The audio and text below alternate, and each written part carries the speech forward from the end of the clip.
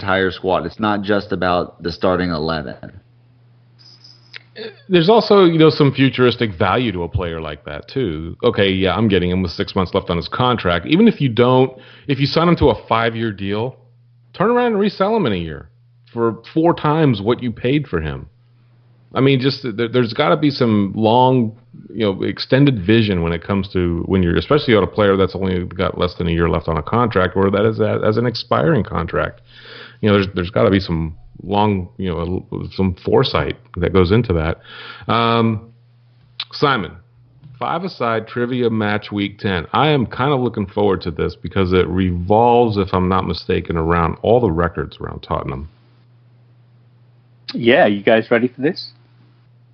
What do you think, Simon or Tim? Sam, you ready? Try my hardest. We'll see.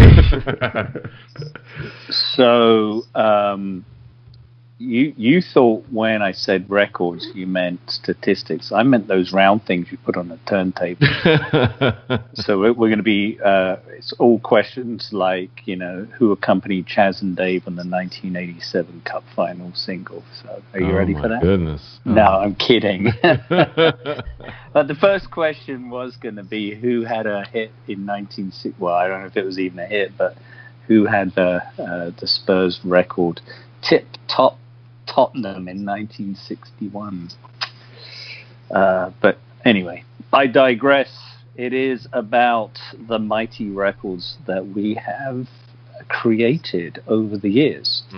And some of these are going to be multiple choice, so we kind of mixed it up a little bit because they are a little specific and you got to nail it. So we'll do some multiple choice on these. So if you are ready, remember your name is your buzzer. Question 1. How many times have Spurs been league runners-up? 3, 4, or 5 times? Sam. Tim. Sam got in just there. And when I say league, I'm talking... both leagues. League. Yeah. Not just Premier League. 4. That is incorrect. Tim. 3. No, it's 5. Loser. You're such a loser. God. Question number 2. I guess on those multiple choice ones, you give yourself a great opportunity on that second part. I know. Okay, question number 2. Spurs are the most prolific European competition scorers by average.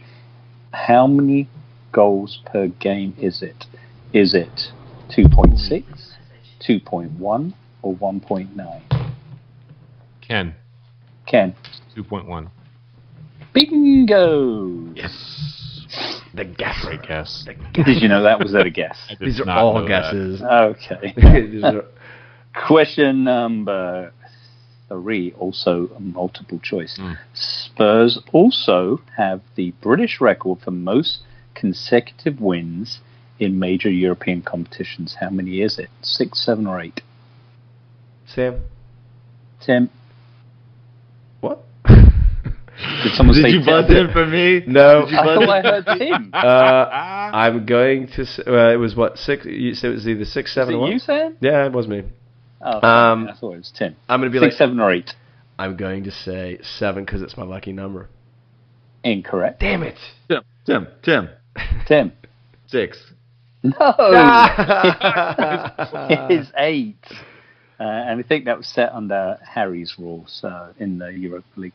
Question number 4. This is a 4-parter. There are 4 points up for grabs. So basically 4 questions within the category. Which player is the category? Who was our youngest professional? Sam. Sam? Ooh, Glenn Hoddle, 16. Incorrect. Damn it, I know who it is then. Fuck, it was either one of 2 players. Come on, one of you. You should know this. Kenny? Tick. No, the answer was John Bostock. Oh, really? How old was he, 15? You didn't know that, Sam. I thought it'd be Perryman, actually. He came from Palace, and there was this big brouhaha over him and how much we ended up paying for him. And he wasn't a bad player. It just youngest player, Brad Friedel. Go. Next question. Oldest player. Tim, that's Brad Friedel. Yes. I wish you hadn't said that, and it was the next thing I was asking. Most appearances. Ken. Ken. Steve Ken. Perryman. Yes, it was Steve Perryman. God, I'm gonna fucking That is his player, real name, by the way. player most capped for their country while playing for Spurs. Sam. Sam. I gotta be careful here. I'm gonna go ahead and say Glenn Hoddle. Nope. Fuck. Oh, that's criminal. He wasn't capped enough for England. Well, that's true, but I still thought like 55 is what he had, and I thought that would be more than anybody else. No. Most Yeah, capped while playing for Spurs. Yeah. Oh my goodness. Well, they have the most caps. For their Oh, I know who it country is. as a Spurs player. I think I know. Tick, tick, tick, tick, tick, tick. Ken. Ken. I'll say Jimmy Greaves. Pat Jennings. Wait, Pat Jennings, he was Irish. Northern Ireland. I just said say for his country, playing not for England. Oh, I'm sorry. Oh, I thought it was just Yeah. England. Oh, that's why I No, said Glenn. no. You know who I was going to say after that? I was going to say Ray Clemens. He had a load of caps. Yep. Question 5, round 10. Who owns the fastest Premier League goal record? Sam. Tim. Ken. No, I got this. Sam said definitely- that. that was first. definitely- Ledley King. Play it back. Ledley It was Sam. Ledley King. It was Ledley King, and there's a two-parter here. And it's multiple. Yes. How fast was that goal? 9.7, 9.8, or 9.9? Tim. Tim, 9-7. I'm going with the lowest. you did get that one correct. Damn it! He can't get more than me. Oh, man, we have a freaking tiebreaker. Tell me there's a again. third part to that question. All right, the third part to that question is who do they play? Ken. Ken. You guys buzzed in before. Bradford City. I knew that Yes. was- and I could never There's your buzz in. tiebreaker. And Oh, Ken, I come think this is your on. There was first. Google was this is your used first there. win for the week. There was some that- Google used there. Whatever. Silent Is that Or your keyboard. first- study. Is that your first win, Ken? Well done, Weekly Ken. win. That is my. I think that's my first win. Well done. All right. So 4 points for Ken, 1 for Sam, 2 for Tim, and still Vass sits in first place. That just shows how shit we are. Yeah, I don't know what the actual tally is, but I think Vass is on 20. And Tim, you were second with what? Like that. 15, 16? I don't know. I was somewhere behind him. Yeah.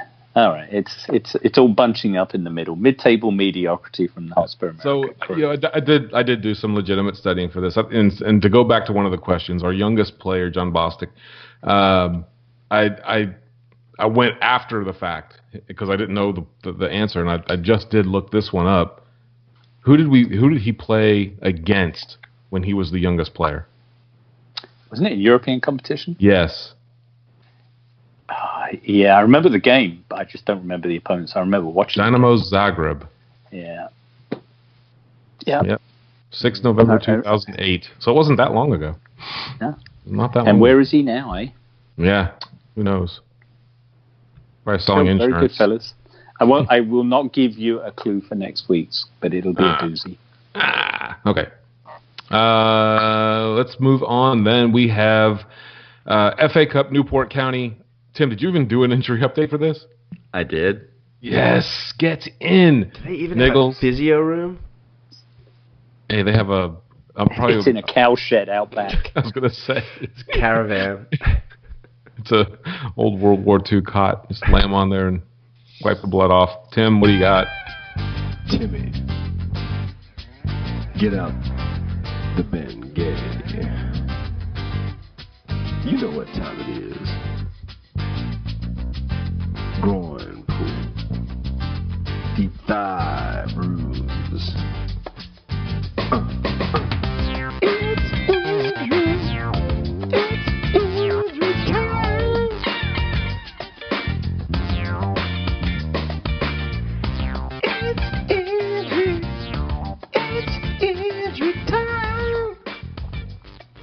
All right. Well, looking ahead to Newport County, everyone's going to know who I'm talking about with these.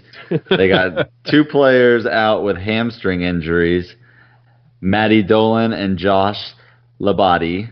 both missed this last week's match against Crawley with hamstring injuries. Mark O'Brien was on the bench, and Emmanuel Osadibe just joined from Cambridge United, wasn't able to play this last match, but he could feature in the FA Cup this upcoming weekend. God, this is magic. Now, looking over at Tottenham. Devastating injuries, man. Devastating. What about some young guy? Some young guy, I don't know. I mean, looking at Tottenham, you got Toby, who's been reported that he could actually come back as early as Newport County. So it looks like he's starting a little bit ahead of schedule. That wouldn't be a bad game for him to get his first couple minutes in. Danny Rose is still out, looking at possibly early February coming back. And Harry Winks has yet to resume training. It's looking like another 2 weeks out. Toby's supposed to start training with the full team this upcoming week. He was supposed to take place in the warm-ups this past Saturday before Southampton. Christian Eriksen, Hugo both had an illness. Given that we're playing Newport County this upcoming week, they should be back and fully ready against United. And then Serge Aurier picked up a knock towards the end of the match today against Southampton. There haven't been any reports about his prognosis. Poch didn't say anything post-match about it, so that's just a wait and see what will happen with him. But those are your injury updates looking at this tough week ahead against Newport County. I tell you what, last match in the FA Cup, I was surprised a little bit at how strong some of the squads were that the Premier League sides put out against some very much lesser competition, and not everybody was successful rotating those squads. With this flu bug going around, I can probably assure you anybody that's being affected by that will not play. So the squad is going to be very interesting in terms of who actually does get to play, who does not. Maybe that's why Llorente didn't play, even though he was maybe on the bench, or he's perfectly healthy and is going to start. Is Kane going to start? Does Lamela get a shot here?